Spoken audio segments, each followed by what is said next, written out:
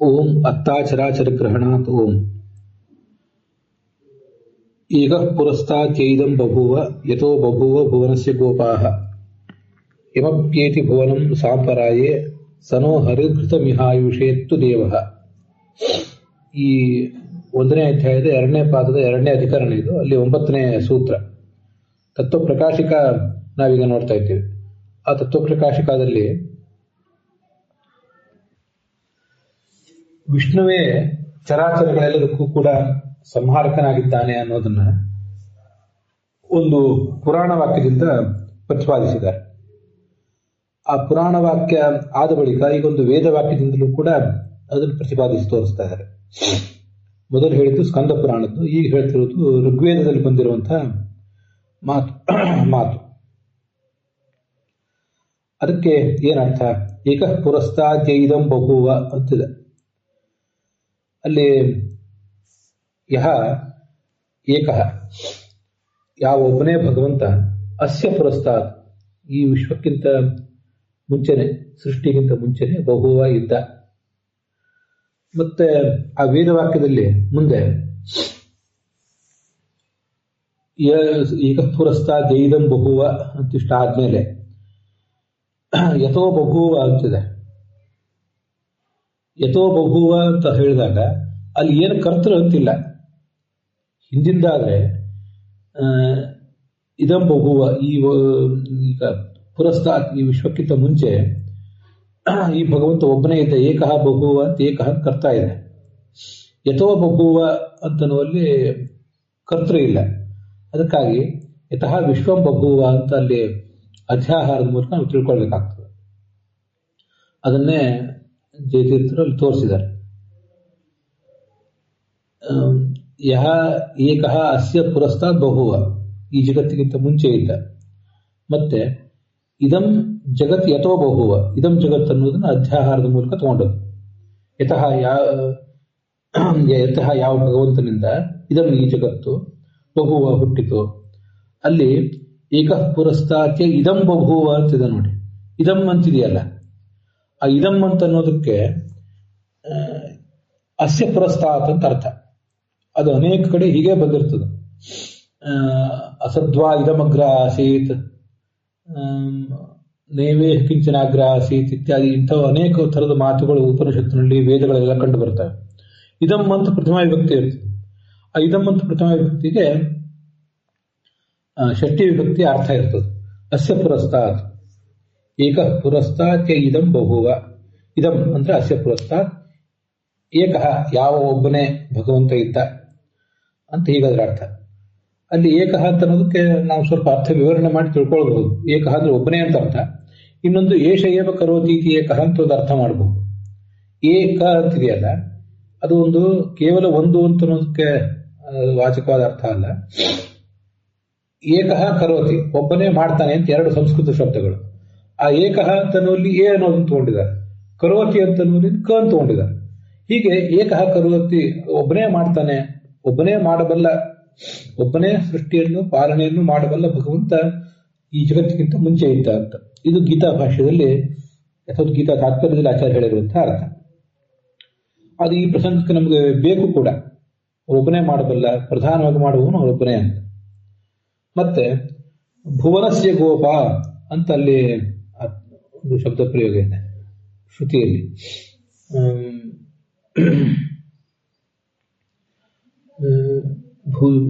ಭುವನಸ್ಯ, ಜಗತ್ತಿನ, ಗೋಪಾಹ ರಕ್ಷಕನಾಗಿದ್ದಾನೆ. ಗೋಪಾಹ ಗೋಪೌ ಗೋಪಾಹ ಅಂತ ಹೀಗದು ಶಬ್ದ. ಆಕಾರ ಅಂತ ಪುಲ್ಲಿಂಗ ಶಬ್ದ. ಆಕಾರ ಅಂತ ಪುಲ್ಲಿಂಗ ಶಬ್ದಗಳು ಕಡಿಮೆ, ಅಂಥದ್ರಲ್ಲಿ ಇದೊಂದು ಶಬ್ದ. ವಿಶ್ವಪ ಅಂತ ಒಂದು ಶಬ್ದ ಇದೆ, ಹಾಗೆ ಗೋಪ ಅಂತ ಇನ್ನೊಂದು ಶಬ್ದ. ಯಶ್ಚ ಭುವನಸ್ಯ ಗೋಪ್ತ, ಗೋಪ ಅಂದ್ರೆ ಗೋಪ್ತ ಅಂತ ಅರ್ಥ. ಈ ಭುವನದ ರಕ್ಷಕದ, ಜಗತ್ತಿನ ಗೋಪ್ತ ಅವನಾಗಿದ್ದಾನೆ. ಮತ್ತೆ ಯಮಪ್ಯೇತಿ ಭುವನಂ ಸಾಂಪರಾಯೇ. ಸಾಂಪರಾಯ ಅಂದ್ರೆ ಅದಕ್ಕೂ ಕೂಡ ಎರಡು ಅರ್ಥಗಳಿವೆ. ಒಂದು ಮುಕ್ತಿ ಅಂತ ಒಂದು ಅರ್ಥ ಅಂತ ಇದ್ದೇ ಇದೆ, ಹಿಂದೆ ಬಂದಿದೆ. ಮತ್ತೆ ಸಾಂಪರಾಯ ಅಂದ್ರೆ ಪ್ರಳಯ ಅಂತನೂ ಒಂದು ಅರ್ಥ. ಯಂಚ ಮುಕ್ತಿ ಪ್ರಳಯೋ ಭುವಿನಂ ಪ್ರವಿಶತಿ. ಮುಕ್ತಿ ಆಗುವಾಗ, ಹಾಗೆ ಪ್ರಳಯ ಕಾಲದಲ್ಲಿ ಭುವನವೆಲ್ಲವೂ ಕೂಡ ಈ ಭಗವಂತನನ್ನು ಪ್ರವೇಶ ಮಾಡ್ತದೆ. ಅಂತಹ ಯಾವ ಭಗವಂತನನ್ನು ಪ್ರವೇಶ ಮಾಡ್ತದೋ ಸಹ ಹರಿಹಿ, ಆ ಭಗವಂತನು ನಹ ಆಯು ಅರ್ಥೆ, ನಮ್ಮ ಆಯುಷ್ಯಕ್ಕಾಗಿ ಘೃತಂ ಇಹ ಅತ್ತು ದೇವ, ಅಂತಹ ದೇವನಾದ ಭಗವಂತ ಇಲ್ಲಿ ನಮ್ಮ ಜೀವನವೆಂಬ ಯಜ್ಞಕ್ಕೆ ಬಂದು ನಮ್ಮ ತುಪ್ಪದ ಆಹುತಿಯನ್ನು ಸ್ವೀಕಾರ ಮಾಡಲಿ ಅಂತ ಅದರ ತಾತ್ಪರ್ಯ.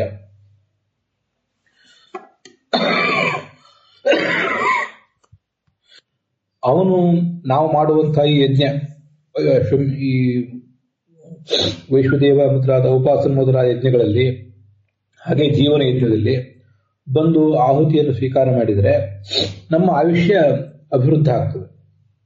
ಅದಕ್ಕಾಗಿ ಅವನಿಲ್ಲಿ ಬರಬೇಕು ಅಂತ ಅದರ ತಾತ್ಪರ್ಯ. ಘೃತ ಅಂತಂದ್ರೆ ತುಪ್ಪ ಅಂತ ಒಂದು ಅರ್ಥ, ಘೃತ ಅಂದ್ರೆ ಬೇರೆ ಒಂದು ಅರ್ಥನೂ ಮಾಡಬಹುದು. ಅದನ್ನ ಮುಂದೆ ಯಾರು ಬೇರೆ ಮಾಡಿದಾರೋ ಇಲ್ಲೋ ಆಮೇಲೆ ನೋಡೋಣ. ಘೃತ ಅಂದ್ರೆ ನಮ್ಮ ಜ್ಞಾನದ ಸೇವೆಯನ್ನ, ಶ್ರವಣ ಮನನ ರೂಪವಾದಂತಹ ಜ್ಞಾನದ ಸೇವಾವನ್ನ ನಾವೇನ್ ಮಾಡ್ತಾ ಇದ್ದೇವೆ ಅದನ್ನು ಅವನು ಸ್ವೀಕಾರ ಮಾಡಲಿ ಅಂತ.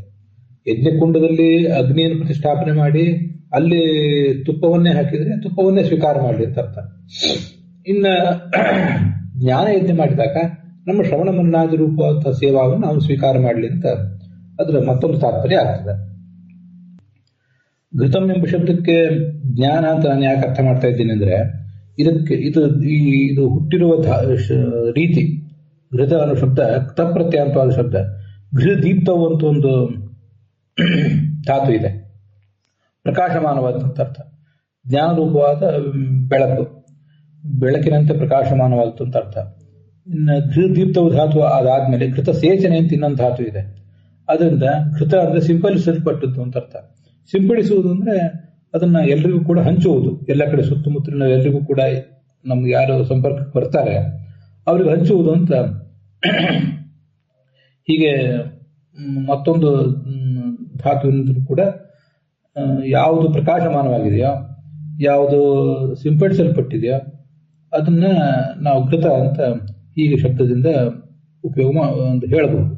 ಅದರಿಂದ ಘೃತ ಅಂದ್ರೆ ಜ್ಞಾನ ಅಂತ ಹೀಗೊಂದು ಅರ್ಥ. ಅದು ಬೇರೆಯವ್ರ ಕಡೆ ಎಲ್ಲೋ ಬಂದಿದೆ ಅಂತ ನಂಗೆ ನೆನಪಿದೆ, ಅದೀಗ ಸ್ಪಷ್ಟವಾಗಿ ನೆನಪಿಗೆ ಬರ್ತಿಲ್ಲ, ಆದರೂ ಅದನ್ನ ಹೇಳಿದ್ದೇನೆ. ಮುಂದೆ ತತ್ವಪ್ರಕಾಶಕದಲ್ಲಿ ನಚವಾಚ್ಯಂ ಶ್ರುತಿಲಿಂಗಾಭ್ಯಾಂ ಪೂರ್ವಪಕ್ಷೆ ಕಥಂ ಲಿಂಗ ಮಾತ್ರೇಣ ನಿರ್ಣಯ ಇತಿ. ಅವರು ಪೂರ್ವಪಕ್ಷದವರು ಪ್ರಶ್ನೆ ಮಾಡ್ತಾರೆ. ಈಗ ನಾವು ಪ್ರಶ್ನೆ ಮಾಡಿದ್ದೇವಲ್ಲ, ಅದಿತಿಯೇ ಸರ್ವಸಂಹಾರಗಳು ಅಂತ, ನಾವು ಎರಡನ್ನು ಅವಲಂಬಿಸಿದ್ದೇವೆ. ಒಂದು ಶ್ರುತಿಯನ್ನು ಅವಲಂಬಿಸಿದ್ದೀವಿ, ಇನ್ನೊಂದು ಲಿಂಗವನ್ನು ಅವಲಂಬಿಸಿದ್ದೇವೆ.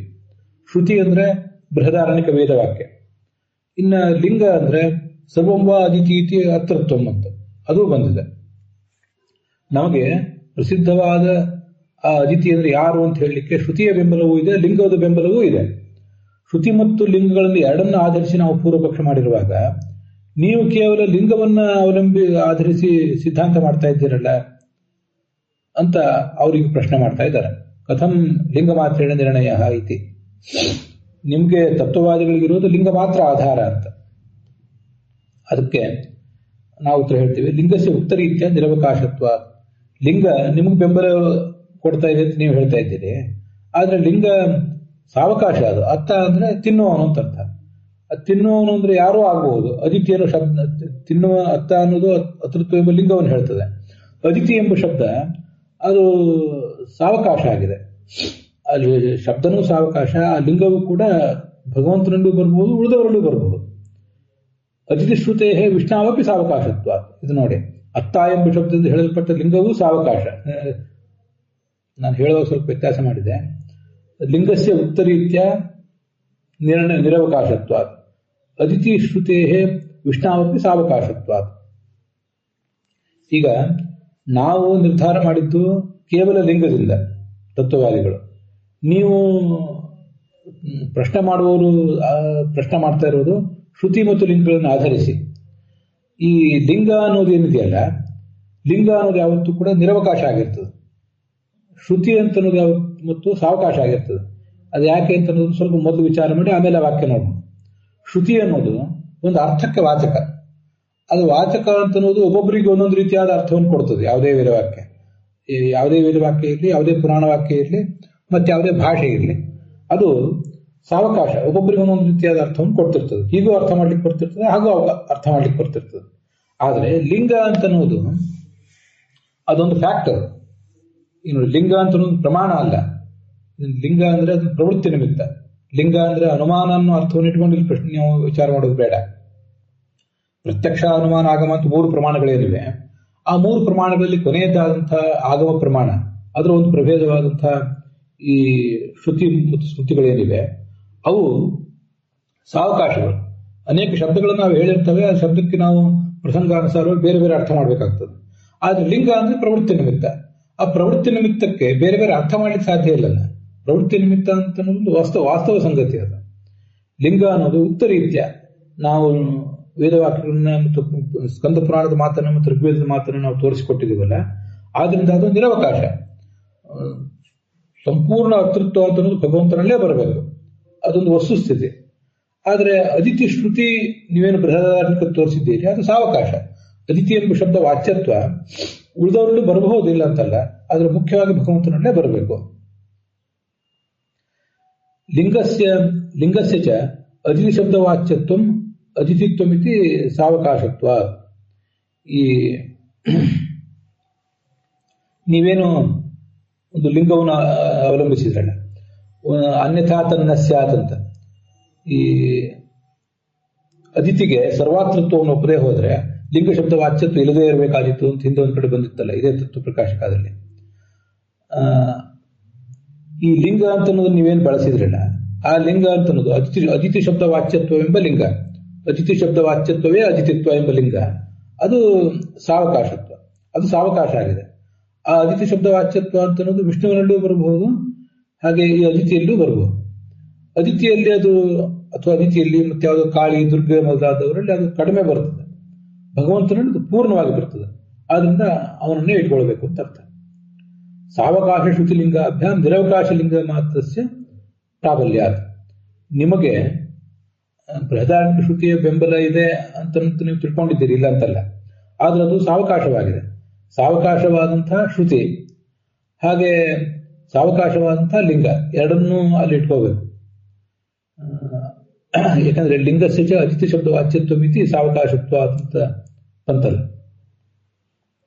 ಸಾವಕಾಶ ಅಂತ ಅನ್ನೋದನ್ನು ಎರಡಕ್ಕೂ ಅನ್ವಯ ಮಾಡ್ಕೊಳ್ಳೋದು ಒಳ್ಳೆಯದು. ಅಥವಾ ಸಾವಕಾಶವಾದ ಶ್ರುತಿ ಅಂತ ಒಂದಕ್ಕೆ ಮಾಡ್ಕೊಂಡ್ರು ಏನು ತಪ್ಪಿಲ್ಲ.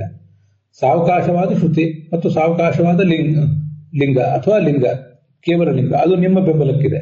ಅದಕ್ಕಿಂತ ನಿರವಕಾಶವಾದ ಲಿಂಗವೇ ಪ್ರಬಲ ಆಗ್ತದೆ.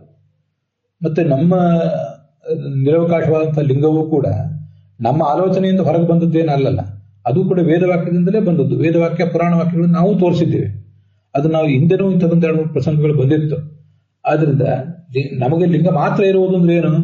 ಲಿಂಗವನ್ನು ನಾವೇನು ಕಲ್ಪನೆ ಮಾಡಿದ್ದಲ್ಲ, ಅದು ಆ ಲಿಂಗವೂ ಕೂಡ ನಮಗೆ ಬಂದು ತಿಳಿದಿರುವುದು ವೇದವಾಕ್ಯ ಮತ್ತು ಪುರಾಣ ವಾಕ್ಯಗಳಿಂದಲೇ. ಅದರಿಂದ ನಿರವಕಾಶವಾದ ಲಿಂಗ ಮತ್ತು ನಿರವಕಾಶವಾದ ವೇದವಾಕ್ಯ ನಮಗಿದೆ, ಸಾವಕಾಶವಾದ ಲಿಂಗ ಸಾವಕಾಶ ವೇದವಾಕ್ಯ ನಿಮಗಿದೆ.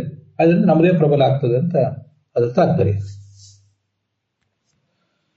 ಅಲ್ಲಿಗೆ ಇವತ್ತಿನ ಈ ಭಾಗ ಸಮಾಪ್ತ ಆಗಿದೆ.